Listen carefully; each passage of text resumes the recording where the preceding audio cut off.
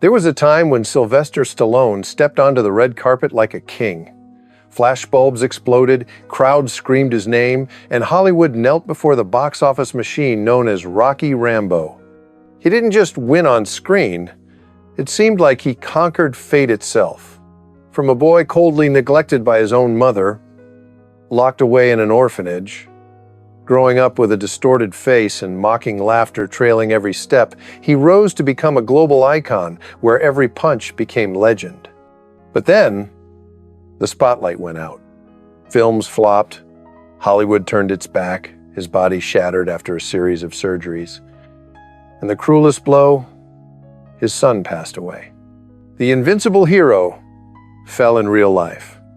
Just a father collapsing in a cold, empty house. If you're ready to join me through the dark corners few dare mention in Sylvester Stallone's life, leave a heart so we can continue this journey.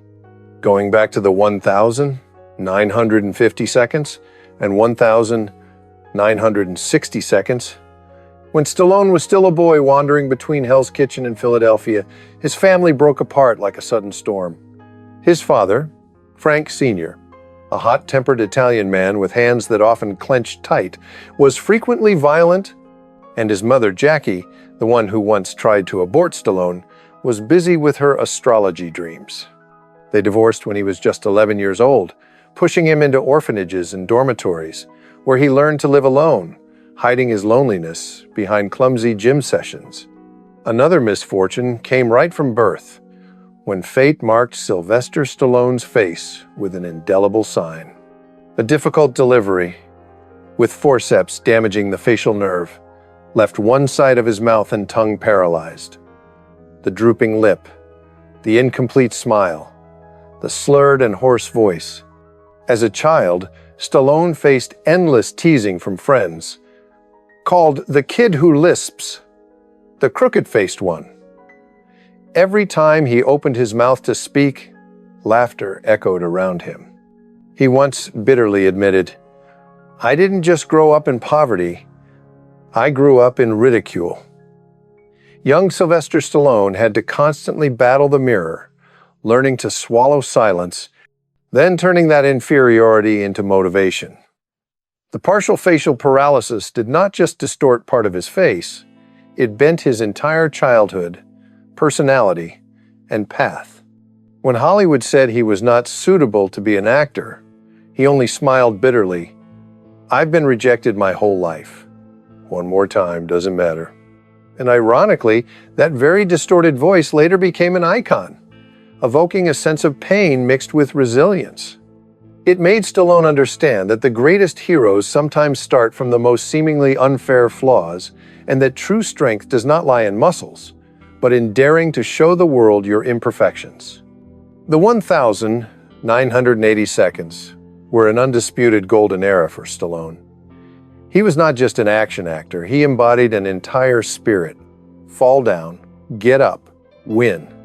Starting with First Blood, Stallone was not only the actor, but the symbol of American strength, a lone soldier against the whole world, grossing over $125 million worldwide, a huge number at the time.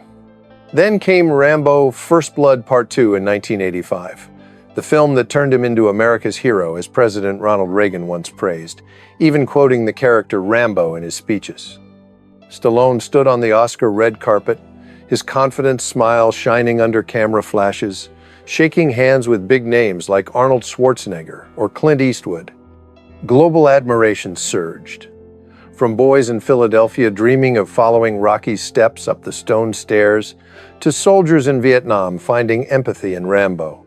He was the box office king, with films like Cobra or Tango and Cash bringing in hundreds of millions, and everyone believed Stallone was invincible, that he would forever dominate Hollywood like Rocky defeating Apollo Creed.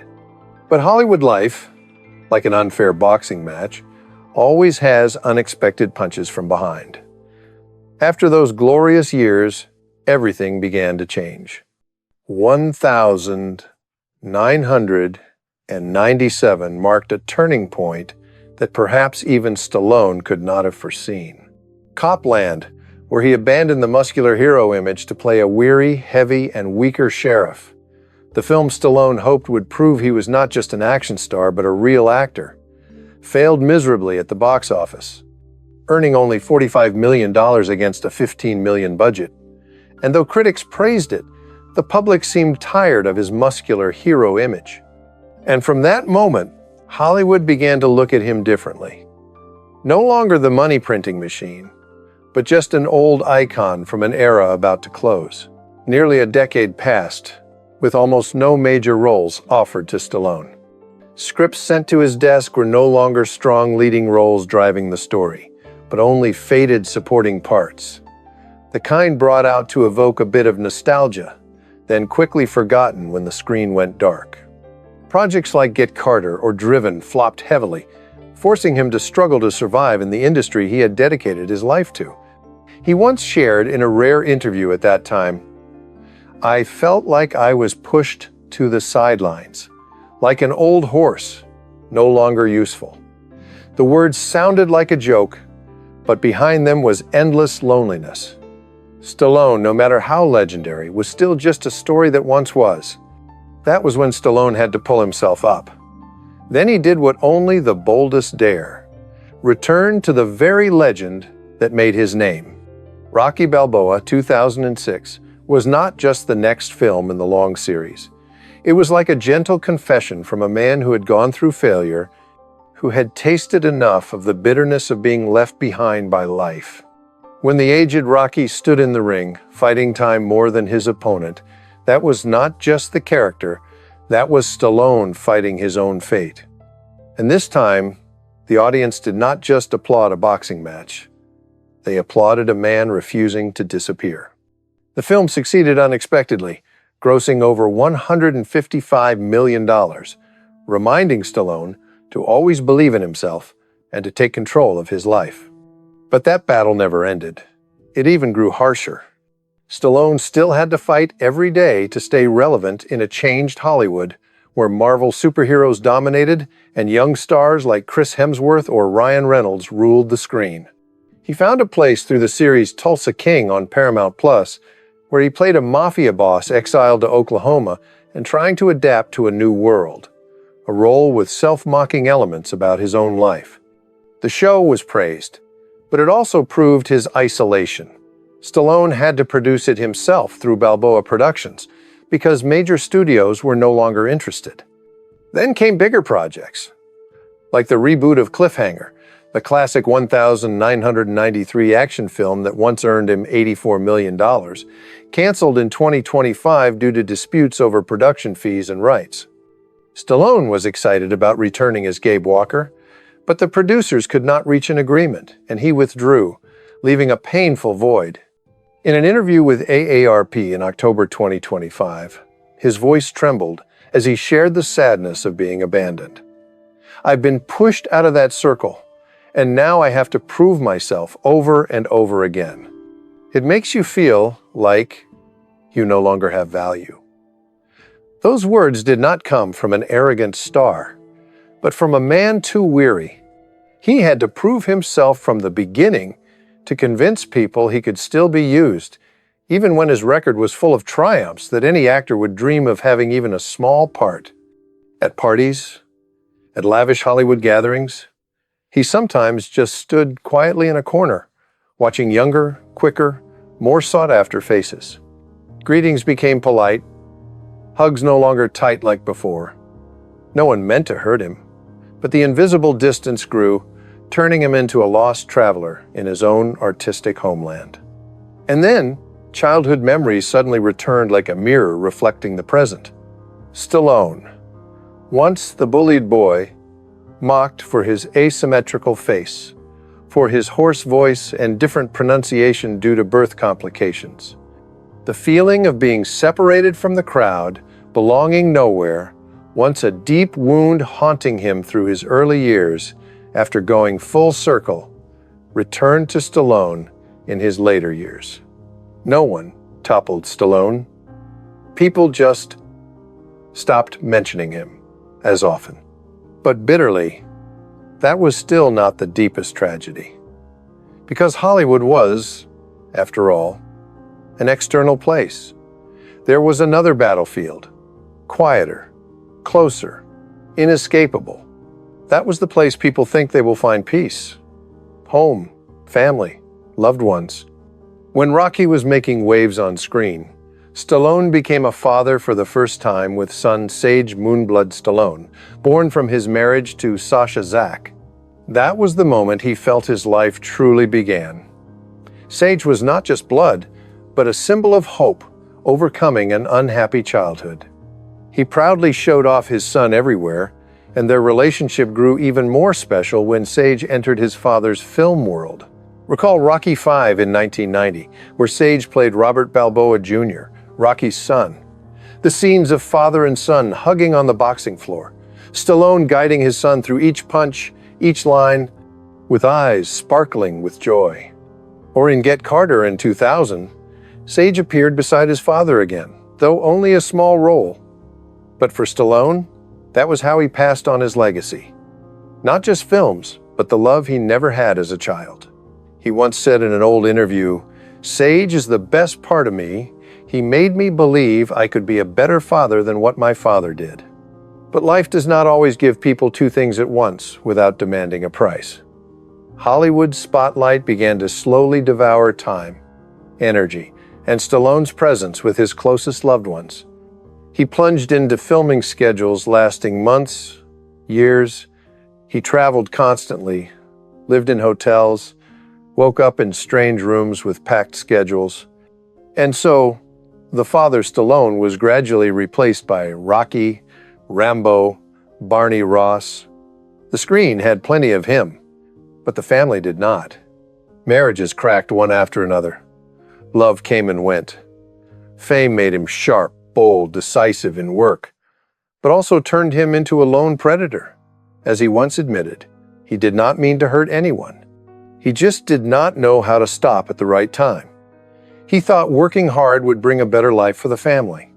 But then one day, he realized the house bigger, the account fuller, the dinner table emptier. There were rare moments when Stallone set aside the set to return to his loved ones. Just an older man, hugging his children tightly and whispering, "You are the most important thing." In those moments, there was no Hollywood, no cameras, no lights, only regret seeping into his voice. Regret for years gone that could never be reclaimed. Later, Stallone choked up, admitting, "We cannot change others, only change ourselves." The words sounded gentle, but were the essence of decades of try, fail, love, lose, have, then slip away. But then, an unexpected knockout punch arrived, changing everything forever. On the 13th of July 2012, Sage Stallone, his son, was found dead in his home in Los Angeles, only 36 years old. The official cause from the autopsy was heart disease due to atherosclerosis, not suicide or drug overdose, as the cruel rumors spreading on social media at the time claimed. Stallone, then at the peak with The Expendables, 2 about to release, received the news like a nightmare. He completely collapsed, canceled all schedules, and the world saw a different Stallone. Not the muscular hero, but a broken father. He flew back to Los Angeles immediately, held his son's body and cried without sound. The days after were a deadly silence, where he refused all condolences from the press. Even though more than 13 years have passed, as Stallone turned 79, that pain still haunts him, like a shadow that never leaves. Old age makes everything worse. Those mornings waking up with persistent back pain, he often sits alone, looking out at the Florida Sea, and reflects on what has been lost. When Stallone looks at old photos, sees Sage's gentle, smiling face, he knows there are voids in time that can never be filled again. No film, no award, no applause can bring his son back. Time does not erase. It only deepens the wound, making him wonder if he could have done something different to save his son. Perhaps spend more time, film less, or recognize the signs of illness earlier. Stallone has never stopped commemorating Sage, as if trying to keep his son alive forever in his heart. Every year, on July 13, he performs private rituals, sometimes a Hindu ceremony he learned from Indian friends, lighting candles and whispering prayers, or simply rewatching old films that Sage loved, like The Evil Dead or 1980 Seconds horror movies. In 2015, he even held a special ceremony in Malibu, scattering his son's ashes into the sea, with only a few close people beside him, tears rolling down his wrinkled face. In the reality series The Family Stallone in 2023 and 2024, we see him unable to hold back tears when mentioning Sage, scenes where he sits with wife Jennifer and their daughter's voice trembling. Sage is a part of me, and when he left, a part of my soul went with him. Those moments moved the audience watching the show, because they realized that behind the indomitable Rocky image was an ordinary father struggling with wordless pain. But the tragedy did not stop at Sage. It spread to the other children, making Stallone's remorse in old age even heavier. His second son, Sergio, born in 1979, was diagnosed with autism from a young age. Another shock for Stallone. He spent years taking his son to therapy, founding an autism research fund, and in Rocky II, he even wrote the script inspired by Sergio, with the character Rocky having a son needing special care. But life is not like the movies. Sergio grew up in silence, with little communication, and Stallone often blamed himself for the years away from home that missed chances for deeper connection. He once shared in a rare interview, "Sergio is a special boy, and I learned from him that love does not need words." Now, at 79, with Sergio over 40 and living separately, Stallone still torments himself for not being with his son more, worrying about the future when he is gone. Who will care for him? Who will understand those silent needs? That worry multiplies with his daughters.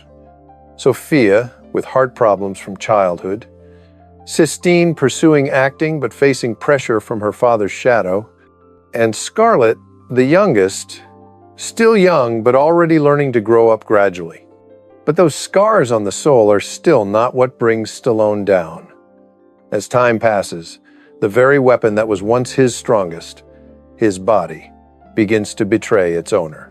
You know, luck isn't permanent. Nothing is, Ray. Back in 2010, the set of The Expendables was like a real battlefield. Amid ambition, professional pride, and the harsh limits of a body that had gone through nearly a lifetime pushing for punches, falls, impacts. Stallone, already past 60, still refused stunt doubles for the bloodiest scenes. He still believed in the philosophy he had always lived by since Rocky. If you don't risk it, don't dream of touching glory. But in one moment, diving into an action sequence that seemed familiar, a cold crack sounded deep inside the body, changing everything forever. Not the sound of props, but a real broken neck bone. Stallone was diagnosed with a broken neck, dislocated both shoulders, and that injury was not something that could heal after just a few months of rest. Surgery happened right after. It was a serious negotiation with fate. A metal plate was inserted into his neck to hold everything steady, to allow that mythical body to still bear its own weight. But it did not just hold the bones. It was like a seal marking that from now on, Stallone would enter years living with pain. From that moment, every head turn, every bend down, lift up became a reminder that heroes are also just flesh and blood. Would be with not understanding any of this, the movie business stuff would be, he needs to come home and have you fix it like The now. years after, surgeries became unwanted companions. Back, neck, joints, each part of the body like old puzzle pieces. Every time one broke, it had to be repaired, tightened, reinforced. From then until now, he has undergone at least 8 major back surgeries. 7 times on the operating table. 7 times facing the knife and the fear of never being the same. Long operations. with spinal fusion to try to keep the spine from collapsing. But the pain, persistent, simmering, like an invisible enemy following him everywhere. Not every punch on film hurts, but the tingling numbness running down the back every time he tries to stretch is completely real. The moment he appeared with a cane at a major event left millions of fans speechless. Steps no longer steady as before, slower, every movement carefully considered. He once shared in the reality series The Family Stallone, hoarse voice, full of fatigue. Truthfully, I never fully recovered. I never recovered from Expendables 1. Those words were not complaining, but a painful admission from a man who once thought his body was an indestructible weapon. It is bitterly ironic to recall the image of Stallone in Rocky IV. The man shirtless in the gym, sweat like rain, muscles bulging under white lights, every fiber tense like steel wire. Each push-up, punch into the bag carried the feeling that this body was born to fight. The audience back then believed without question, he is unbeatable. Because to do things like that, he must have a body without limits. Those scenes of him running through white snow, pulling massive logs, roaring in the cold, all created an icon of near superhuman strength. He did not just play a hero. He turned himself into living proof that screen heroes do not just stand behind CGI and safety cables. The paradox is that very courage quietly dug the pit of pain he had to step into years later. That is the most terrifying tragedy of those once called made of steel. He once warned everyone, don't do your own stunts. But he did, and paid the price with a body full of surgical scars, full of metal inside and pain that never ends. At 79, every morning waking up is probably a small battle. The hoarse voice that was once a trademark of strength now carries traces of endurance. The muscles that built his brand now feel like heavy armor. Each day putting it on adds more exhaustion. The hero does not fall to enemies on the battlefield, but falls slowly from a skeleton degrading hour by hour. Yet, what is astonishing is that he still tries to hide that pain under a kind smile and a slow nod to the crowd. On prestigious stages, lights pouring down on silver hair, he still says thank you, still jokes, still gives the feeling that he is the winner emerging from every war. But there are moments the camera catches when he thinks no one is watching. When he sits down slower than usual, hand gently holding his back as if afraid someone sees. Or when he bows his head longer than necessary. Okay, because some fans are concerned about you when they saw the video of you with the cane. No, How are you I'll doing? tell you, because I've had 8 back operations. I have 1 more going. As if to suppress a surge of pain. In the hearts of fans, that contrast is too cruel. One side is Rocky standing in the ring, face covered in blood but still charging forward. The other side is the real man in his later years, having to step carefully on each stair. And because of that, his pain lies not only in the visible wounds, but also in the intangible regret. Regret for a body that once could do anything. Regret for legs that once ran like the wind, now having to stop to breathe. Regret for hands that once shattered punching bags, now trembling when signing more than a few words. Physical pain is the kind of enemy that never declares war with gunfire. It does not arrive suddenly like a car accident, nor is it loud like the shattering of fame. But silently, slowly, patiently, and little by little each day, it takes away what people always think they naturally have, the freedom to live in their own body. And that is when Sylvester Stallone has to look straight at the most terrifying thing, time, the finiteness of human life, and the haunting question, after all, what is the true legacy he leaves behind? At 79, Sylvester Stallone, in an interview with AARP, said a sentence that sounded gentle, but weighed like a rock on the listener's heart. We don't live forever, make the most of every day. That statement was not bookish philosophy, but the confession of a man who had run through his whole life, fought through his youth, and then suddenly realized the road ahead was no longer as long as before. Stallone's legacy is a gigantic tower, built from blood, sweat, and tears, inspiring millions of people around the world. Think about Rocky, the street kid from Philadelphia, who taught us that failure is not falling down, but not getting up. The first film, released in 1976, not only brought Stallone an Oscar, but also became an icon of human will. Then came Rambo, the lone warrior with war scars, representing the pain of veterans abandoned by society.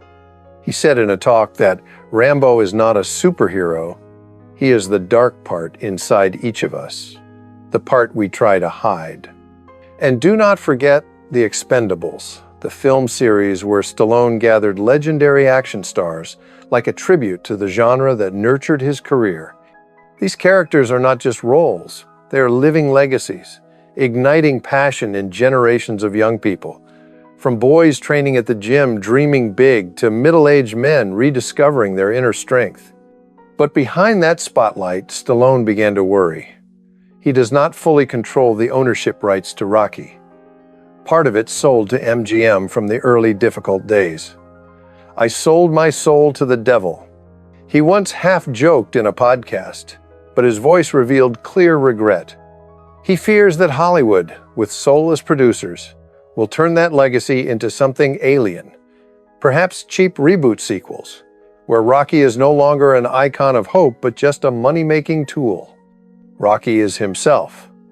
The years he wrote the script in a rundown room, sold his dog because he had no money for food, the tears of a young man rejected for roles time after time. If Rocky gets distorted, it means his life story also vanishes. That is why, entering age 79, Stallone decided to act before it was too late. He began writing his autobiography, The Steps, scheduled for release in 2026, a title evoking the legendary stairs in Rocky, where he once ran up with the song Eye of the Tiger echoing. The book is not just a memoir, it is his way to preserve his life story. In those pages, Stallone pours out his heart, telling about failures, broken marriages, and sweet victories. "I write so my grandchildren know that their grandfather was not a Superman. He was just a man trying his best," he shared in an Instagram post. In recent appearances, Stallone's eyes when talking about death are no longer trembling fear like in his youth, but a deep, lingering sadness about things not yet done. He speaks in a low voice, as if talking to himself. The scary thing is not death, but the things not done in time, the people not apologized to yet, the hugs missed. That is the sadness of a father, a husband, an artist realizing that time passes faster than any race. In his later years, he thinks more about family. He worries about not having told all the stories yet, not having passed the flame to the next generation. Currently, he lives with wife Jennifer Flavin, the woman who has stood by him through all the storms, even though they once divorced and then reunited.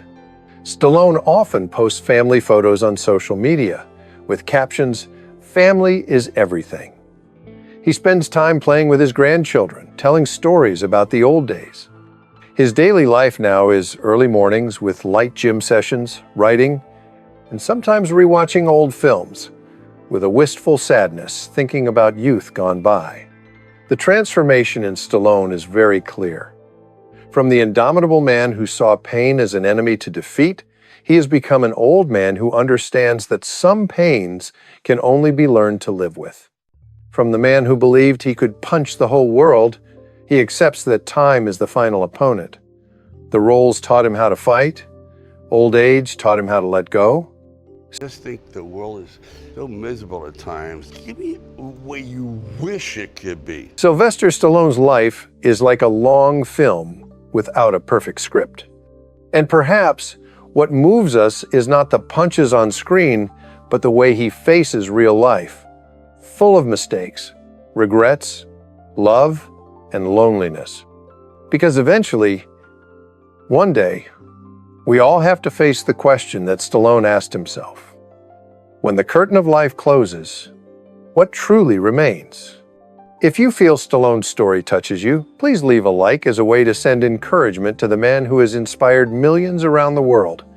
Do not forget to hit subscribe and turn on notifications so you do not miss the next parts where we will dive deeper into the painful hidden corners and untold secrets behind the life of this legend. Please leave a comment below. What in Sylvester Stallone's journey moves you the most?